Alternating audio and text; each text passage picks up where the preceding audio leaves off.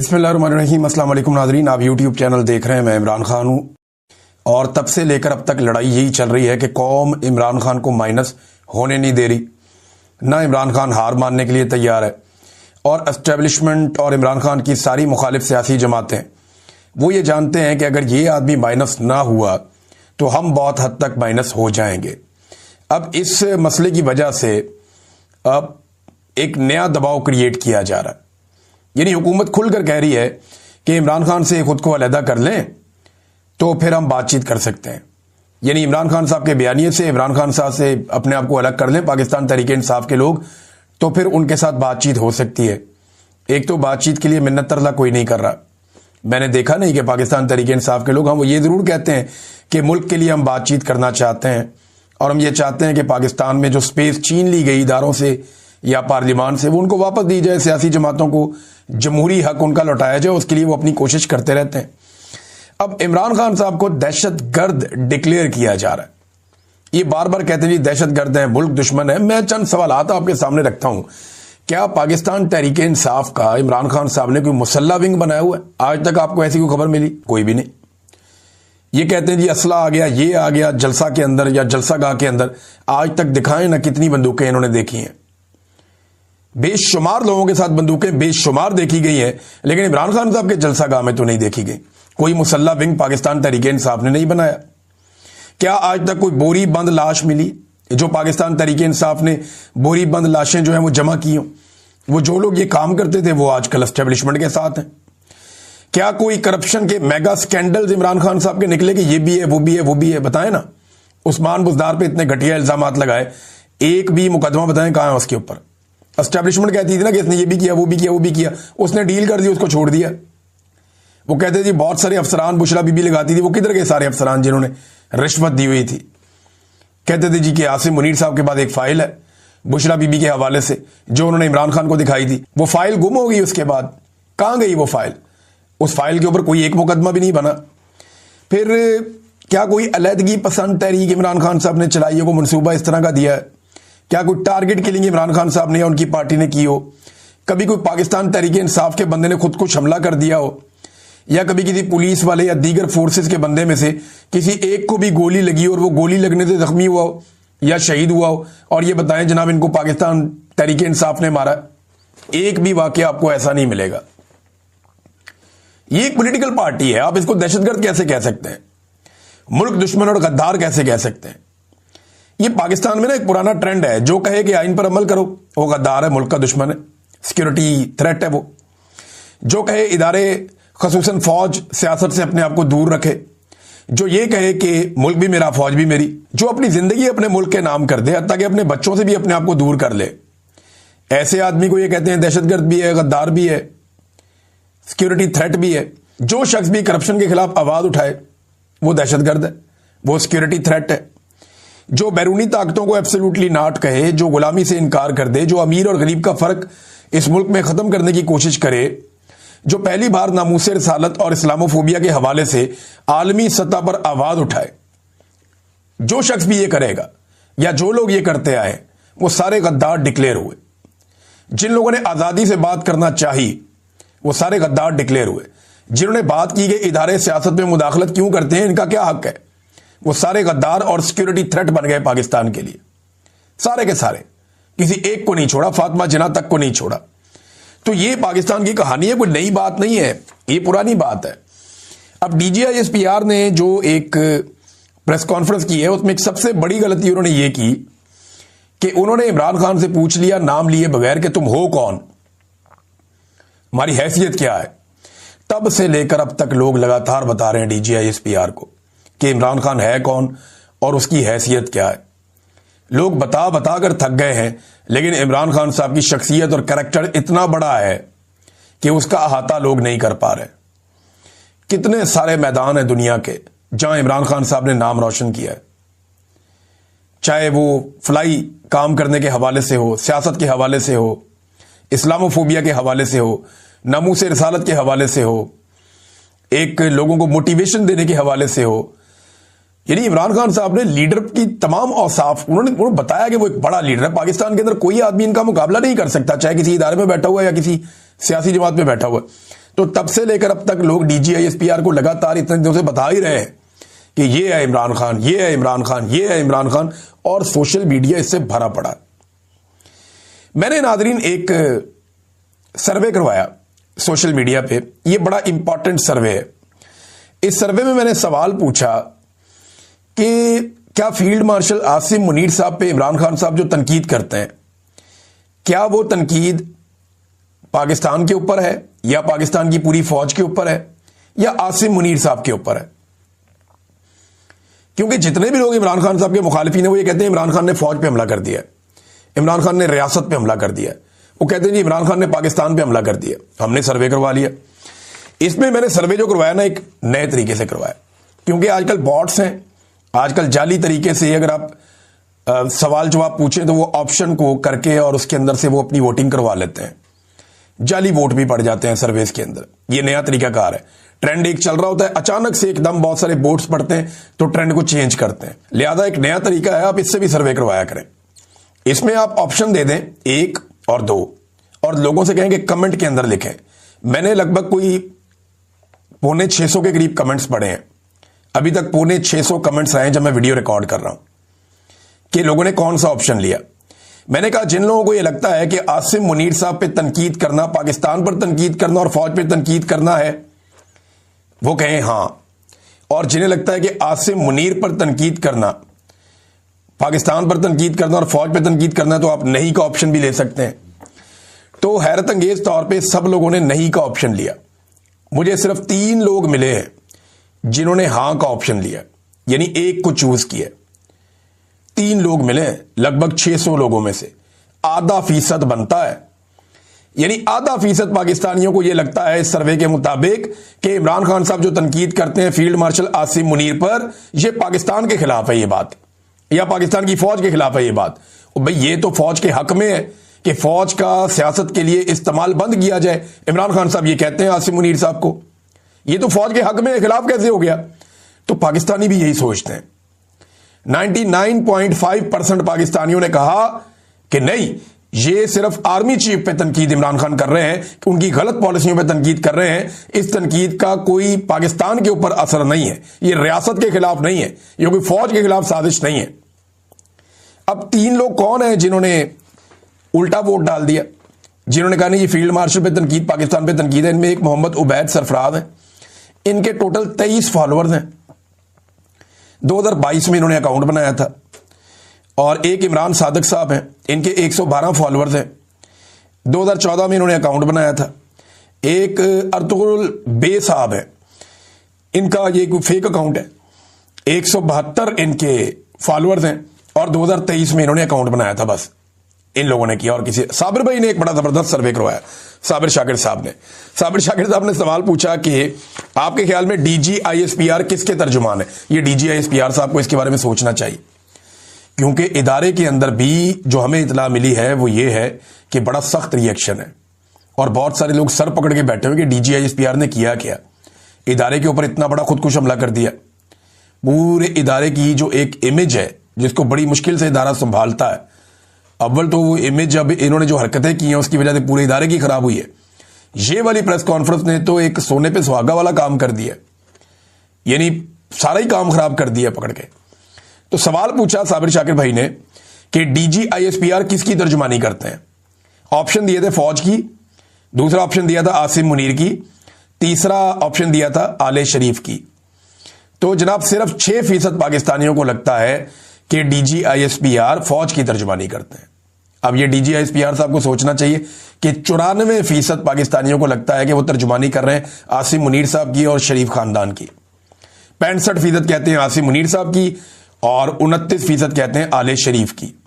تو فوج کی ترجمانی کر رہے ہیں، حالانکہ ان کی ڈیوٹی فوج کی ترجمانی کرنا ہے، ترجمان پاک فوج کا ان کا عہدہ ہے D G I S P R کا، اور یہاں پہ صرف 6% پاکستانی یہ سمجھتے ہیں کہ وہ اپنے ادارے کی ترجمانی کرتے ہیں۔ باقی لوگوں کو لگتا ہے کہ یا تو وہ عاصم منیر صاحب کی ترجمانی کرتے ہیں یا پھر وہ ترجمانی کرتے ہیں جناب آل شریف کی۔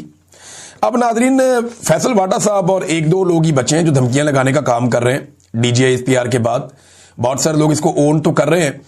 فیصل واڈا نے بڑے عجیب طریقے سے ٹی وی پہ بیٹھ کے تو گند مارنا شروع کر دیا، اور جی شیخ وقاص اکرم کو ہم کہیں گے ٹومی باہر آؤ، وہ ٹومی باہر آ جائے گا. پھر ان کا ایک چھوٹا ٹومی ہے جو MNA ہے، اسے بھی کہیں گے ٹومی باہر آؤ، وہ بھی باہر آ جائے گا. پھر ایک سینیٹر ہے خرم ذیشان، وہ اب دہشت گرد ہے، اس کے ساتھ وہ کریں گے جو دہشت گردوں کے ساتھ ہوتا ہے. اندازہ کریں آپ، رگڑ کے رکھ دیں گے، یہ کر دیں گے، وہ کر دیں گے. فیصل واڈا کی دھمکیاں ہی ختم نہیں ہو رہی، میں حیران ہو رہا ہوں، دھمکیاں ہی ختم نہیں ہو رہی. اور پھر جواب تو آنا تھا. سینیٹر خرم ذیشان صاحب کا جواب ہے، انہوں نے کہا واڈا میرے بیٹے کبھی ملو، میں تمہیں بتاتا ہوں کہ میں کون ہوں اور تمہاری اوقات کیا ہے. ویسے ان کا آمنا سامنا ہو جائے نا تو میں خرم ذیشان کو اتنا جانتا ہوں کہ فیصل واڈا کے لیے مشکل ہو جائے گی. فیصل واڈا میں حوصلہ نہیں ہے، حوصلہ ہوتا تو 2 دن عمران خان کے ساتھ کھڑا ہو جاتا، حوصلہ نہیں ہے. جاوید ہاشمی صاحب نے بھی فیصل واڈا کو مخاطب کیا، انہوں نے کہا بے نامی سینیٹر کی طرح کے فوج کے ترجمان جس طرح کھل کر سامنے آ گئے ہیں، واضح ہے کہ ان کے پیچھے جو ڈاکو ہیں وہ بھی نقاب اتار کر سامنے آ گئے ہیں. دنیا کی تاریخ میں پہلی مرتبہ ایسا ہو رہا ہے کہ فوج ایک پارٹی کو کچلنے کے لیے خود میدان میں آ گئی ہے. آپ اپنا یہ شوق بھی پورا کر کے دیکھ لیں. آپ نے کئی جنگیں جیتی ہوں گی، مگر اس عوام سے جنگ اور عوام نے جس لیڈر عمران خان کو مینڈیٹ دیا ہے اس کے ساتھ جنگ کرنا آپ کے بس کی بات نہیں ہے. سارے اکٹھے ہو کے پڑ گئے عمران خان کو، اور اکٹھے ہو کے بھی عمران خان صاحب کا مقابلہ نہیں کر پا رہے. فیصل واڈا صاحب نے جو بات کی وہ سمپل یہ ہے. مجھے ناظرین بڑا اچھی طرح یاد ہے، یہ جو بڑکے مارنے والے لوگ ہیں نا، ان کی میں آپ کو ایک مثال دیتا ہوں. ہم لوگ جب چھوٹے تھے تو سب بچوں کی طرح ہمیں بڑا شوق تھا کہ ہم جانوروں کو دیکھیں، چڑیا گھر جائیں، وہاں پہ بھالو ہے، شیر ہے، چیتا ہے، زرافہ ہے، زیبراز ہوتے ہیں، ہاتھی بھی ہوتا تھا. تو بڑا لگاؤ ہوتا نا بچوں کو جانوروں کے ساتھ، ہمیں بھی تھا. تو ہم اپنے پیرنٹس سے ضد کر کے، باقی بچے بھی سارے، ہم لوگ جاتے تھے چڑیا گھر لاہور میں رہتے تھے، وہاں جاتے تھے دیکھنے کے لیے، چھوٹے چھوٹے ہوتے تھے. تو تب نہ کئی ایسے لوگ آ جاتے تھے جو بڑے اوچھے کام کر رہے ہوتے تھے، بہت عجیب، ایسے جیسے کہ سب کا سکون انہوں نے خراب کیا ہوتا تھا. چڑیا گھر میں کبھی بندر کو چھیڑ، کبھی ہاتھی کو چھیڑ، کبھی اس جانوروں کو چھیڑ. حالانکہ جگہ جگہ لکھا ہوتا ہے کہ آپ نے ان جانوروں کو چھیڑنا نہیں ہے. تو جو ببر شیر کا پنجرا تھا نا، اس کے باہر بہت رش لگا ہوا ہوتا تھا. یہ میں اپنے بچپن کا آپ کو واقعہ سنا رہا ہوں. تو وہاں پہ نا یہ بہت سارے لوگ آئے ہوئے تھے، یہ اب کھڑے ہو گئے وہاں پہ. یہ گنوار قسم کے لوگ تھے، انہیں عقل موت کوئی نہیں تھی، فیملیز کو دیکھنے بھی نہیں دے رہے تھے. اور وہاں پہ انہوں نے اکٹھے جمگٹا لگا دیا. آوارہ قسم کے لوگ تھے. شیر کو کوئی منہ چڑھا رہا ہے، کوئی اسے آواز نکال رہا ہے، کوئی کچھ کر رہا ہے، کوئی کچھ کر رہا ہے. یہ میرا اپنے آنکھوں دیکھا واقعہ ہے. میں چھوٹا سا تھا، میں نے دیکھا کہ شیر کافی دیر تک نا وہاں بیٹھا رہا، لیٹا رہا. یہ اس کو کبھی منہ چڑھائے، کبھی آواز نکالے، کبھی کچھ کرے. ایک لڑکا تو ایسا بدتمیز تھا، وہ چھلانگ مار کے اندر جا کے اس کو ہاتھ لگا کے پنجرے کو واپس آ گیا. ڈبل پنجرا ہے نا. اور وہ بڑی عجیب عجیب حرکتیں کر رہے تھے. ایک بندے نے پانی منہ میں ڈال کے اس نے کرلی بھی کی. تو ہم یہ سوچ رہے تھے کہ جی کو شکایت لگائیں، یہ کیا حرکتیں کر رہے ہیں. چھوٹے چھوٹے ہوتے تھے ہم. اتنے میں نے دیکھا کہ شیر اٹھا اور وہ دھاڑتا وہ ایک دم پنجرے کی طرف آیا. اور ان لوگوں کی میں نے دوڑیں دیکھی ہیں. یعنی یہ جتنے لوگ شیر کو چھیڑ رہے تھے نا، ان کو میں نے الٹے قدم پیچھے کی طرف بھاگتے ہوئے دیکھا. حالانکہ سب کو پتا تھا وہ پنجرے میں بند ہے، سب کو پتا تھا کہ وہ جنگلے کے اندر اس کو قید کیا ہوا ہے، سب کو پتا تھا کہ وہ باہر نہیں نکل سکتا اس جیل میں سے. یہی حال آج عمران خان کا ہے. اس کو جیل میں ڈال کے نا بڑے بڑے لوگ بڑکے مارتے ہیں. کوئی ادھر چھلانگ مارتا ہے، کوئی ادھر چھلانگ مارتا ہے، کوئی اس کے اوپر کیچڑ اچھالتا ہے، کوئی اس کی بیوی کے اوپر کیچڑ اچھالتا ہے، کوئی اس کی بہن کے بال پکڑ کے کھینچتا ہے، کوئی اسے اوئے توئے کرتا ہے، کوئی اسے گالی دیتا ہے، کوئی اسے ذہنی مریض کہتا ہے، کوئی اسے بدتمیزی کرتا ہے. تو یہ سارے لوگوں کی اوقات بالکل ویسی ہے جیسی وہ پنجرے کے باہر کھڑے ہوئے لوگوں کی تھی. اور شیر بیٹھا ہوا انہیں دیکھ رہا ہے. وہ اندر سے ایک دھاڑ مارتا ہے اور ان کی دوڑیں لگ جاتی ہیں. ایک دھاڑ مارتا ہے اندر سے، وہ ان کی دوڑیں لگ جاتی ہیں. فرض کریں اگر وہ شیر باہر آ گیا تو ان کے ساتھ کیا ہوگا. یہ چڑیا گھر تو کیا لاہور کی باؤنڈری سے باہر نکل جائیں گے. میں اس کی مثال دے رہا ہوں. تو ناظرین، یہ میں نے جو واقعہ دیکھا، مجھے یہ سملیرٹی نظر آ رہی ہے. عمران خان کو بھی پنجرے میں بند کیے ہوئے ایک شیر کی طرح آپ لے سکتے ہیں، جس کو باہر کھڑے ہوئے آوارہ قسم کے لوگ، جن کی اپنی کوئی اوقات اور حیثیت نہیں ہے اور کوئی ان کے اندر دل گردہ نہیں ہے، وہ اس کو چھیڑ رہے ہیں. اور جس وقت وہ اٹھتا ہے، ذرا سا دھاڑتا ہے، ان کی دوڑیں لگتی ہیں. اور اگر کہیں وہ باہر آ گیا اس پنجرے سے تو ان سب کو پتا ہے کہ ان کا مستقبل کیا ہوگا. اور یہ جو باقی سیاسی جماعتیں ہیں نا، یہ جو آج مزے لے رہی ہیں، یہ کل کو پچھتائیں گی. جس طرح عمران خان صاحب اپنی زندگی میں اپنی چند غلطیوں پر پچھتاتے رہے ہیں نا، اس طرح یہ لوگ بہت پچھتائیں گے، بلکہ ان کو پچھتانے کا موقع بھی نہیں ملے گا. وجہ یہ ہے کہ عمران خان صاحب نے تو کیلکولیٹڈ مسٹیکس کی تھی، انہوں نے تو تباہیاں ہی پھیر دی ہیں، انہوں نے تو ساری لمٹس ہی کراس کر دی ہیں، اور اس لیول کی لمٹس کراس کی ہیں کہ ان کے پاس کل کو کوئی جسٹیفیکیشن رہے گی بھی نہیں۔ اب کل منگل ہے، آج منڈے ہے، کل منگل کا دن ہے، دوبارہ عمران خان صاحب کی بہنوں کی ملاقات کا دن ہے۔ پچھلی مرتبہ بہت بڑی تعداد میں لوگ گئے تھے ملاقات کروانے کے لیے، خاص طور پہ پنجاب سے بہت بڑی تعداد میں لوگ نکلے تھے۔ اب ٹاؤٹس دھمکیاں لگا رہے ہیں پہلے سے ہی کہ ملاقات نہیں ہونی عمران خان کی، ہم کروانے ہی نہیں دیں گے ملاقات۔ اور آبویس ہے جس طرح کا سٹیٹمنٹ عمران خان صاحب نے دیا اس کے بعد ملاقات ہونا تھوڑا مشکل ہے، لیکن پشاور کا جلسہ بڑا کامیاب ہوا۔ اب عمران خان صاحب سب سے پہلے تو پشاور کے جلسے کا ذکر کریں گے، اور پھر وہ ذکر کریں گے عاصم منیر صاحب کو ملنے والے استثنا پہ اور دوبارہ جو ان کی تعیناتی ہے اس معاملے کے اوپر بھی۔ لہذا کوشش شاید کی جائے کہ عمران خان صاحب کی بہنوں کو نہ ملنے دیا جائے۔ اب ڈیپینڈ کرتا ہے کہ کارکن کتنا دباؤ بڑھا سکتے ہیں یا بنا سکتے ہیں۔ یہ فیصل واڈا نے اور باقی لوگوں نے جو ٹاؤٹس ہیں انہوں نے دعویٰ کیا کہ بہت دور یہاں جیل سے روک دیا جائے گا، نہیں جانے دیا جائے گا جیل کی جانب، اور یہ بھی کہا گیا کہ عمران خان صاحب کی بہنوں کو گرفتار بھی کیا جا سکتا ہے۔ تو دیکھتے ہیں کہ کل منگل والے دن کیا ہوتا ہے۔ بہرحال عمران خان کی بہنیں کہہ رہی ہیں کہ ہم تو ضرور جائیں گے، کسی صورت ہم نہیں رکنے کے، ہم پہنچیں گے۔ اور ناظرین ایک اور چیز، یہ جو سہیل آفریدی کا جلسہ چل رہا تھا نا پاکستان تحریک انصاف کا یا تحریک تحفظ آئین پاکستان کا پشاور میں، صرف ایک ٹویٹر اکاؤنٹ کے اوپر، صرف ایک اکاؤنٹ کی بات کر رہا ہوں، صرف ایک اکاؤنٹ پہ 80,000 لوگ اس کو دیکھ رہے تھے لائیو۔ ایک اکاؤنٹ پہ 80,000 لوگ اس جلسے کو لائیو دیکھ رہے تھے۔ ٹک ٹاک پہ الگ چل رہے تھے، ٹویٹر کے اوپر دیگر اکاؤنٹس کے اوپر الگ چل رہے تھے، فیس بک کے اوپر لائیو الگ چل رہا تھا، یوٹیوب کے اوپر کئی چینلز پہ لائیو الگ چل رہا تھا، یعنی الگ الگ پلیٹ فارمز کے اوپر یہ چل رہا تھا پاکستان تحریک انصاف کا جلسہ۔ صرف ایک پلیٹ فارم پہ 80,000 لوگ دیکھ رہے تھے۔ ابھی اشر باجوہ صاحب ہیں یا کچھ اور دوست ہیں، وہ جب ڈیٹا اکٹھا کریں گے پتا چلے گا کتنے ملین لوگ دیکھ رہے تھے، لیکن 80,000 صرف ایک پلیٹ فارم پہ۔ اب آپ اندازہ کریں کہ D G I S P R کی جب لائیو پریس کانفرنس چل رہی تھی، جب پاکستان کے سارے جرنلسٹ بلائے گئے تھے، اسے چند 100 لوگ دیکھ رہے تھے، صرف چند 100 لوگ۔ اتنا بڑا فرق ہے۔ وہ انہوں نے پوچھا نا کہ عمران خان تمہاری حیثیت کیا ہے، تم ہو کون؟ یہ حیثیت ہے کہ وہ جیل میں بیٹھا ہے اور صرف اس کے نام کے اوپر ایک جلسہ ہو رہا ہے، اور اس کے نام کے اوپر جلسہ ہو رہا ہے، اس کا ایک جونیئر لیڈر وہاں پہ وزیر اعلیٰ کے طور پہ کھڑا ہے، اور صرف ایک اکاؤنٹ پہ 80,000 لوگ دیکھ رہے ہیں، اور آپ کو سارے اکاؤنٹوں پر ملا کر 10,000 لوگ نہیں دیکھ پائے۔ سارے اکاؤنٹوں پر ملا کر چند 100 چند ہزار لوگ ہوں گے میکسیمم، سارے ملا کر۔ تو آپ کیسے پوچھ سکتے ہیں اس سے کہ تمہاری حیثیت کیا ہے؟ وہ روزانہ اپنی حیثیت ثابت کرتا ہے۔ 2 صحافی ہیں ناظرین، احمد نورانی صاحب اور جمیل فاروقی صاحب، اور ایک پولیٹیکل فگر ہے سیمابیہ طاہر صاحبہ۔ ان کے اوپر ناظرین سوشل میڈیا پہ مبینہ طور پہ پاک فوج کے خلاف پروپیگنڈا کرنے پر علیحدہ مقدمات میں ان کو اشتہاری قرار دے دیا گیا۔ انتہائی افسوسناک حرکت ہے۔ احمد نورانی صاحب تو چلے پاکستان میں نہیں ہے، ان کے اوپر مقدمہ درج کر دیا، جس ملک میں وہ ہیں وہاں چلے جائیں اور جا کر اس خبر کی بنیاد کے اوپر وہاں پہ مقدمہ کریں، آپ کو پتا چل جائے گا۔ اگر ان کے پاس ثبوت ہے تو وہ وہاں پہ دیں گے، وہاں جا کر کیس کریں نا جہاں پہ وہ موجود ہیں۔ پاکستان کے اندر آپ کیسے کیس کر سکتے ہیں؟ دوسرا جو سیمابیہ طاہر صاحبہ ہیں وہ تو پاکستان میں موجود ہیں، جو جمیل فاروقی صاحب ہیں وہ بھی پاکستان میں ہیں، ان کو باروں بار ہی اشتہاری کر دی ہے۔ بھئی انہیں نوٹس کریں، انہیں بلوائیں، وہ عدالت میں آ کر کھڑے ہو کر جواب دیں گے، انہیں موقع ہی نہیں دیا جواب دینے کا۔ اس قسم کی پاکستان کے اندر 2 نمبری اور فراڈ ہو رہا ہے۔ ناظرین میں نے آپ کو بتایا تھا بریگیڈیئر محمد احمد صاحب 97 ایئرز کے ہیں، یہ first P M A long course کے ہیں، تو انہوں نے ایک سٹیٹمنٹ دیا تھا، فوج کے بارے میں ایک پیغام جاری کیا تھا۔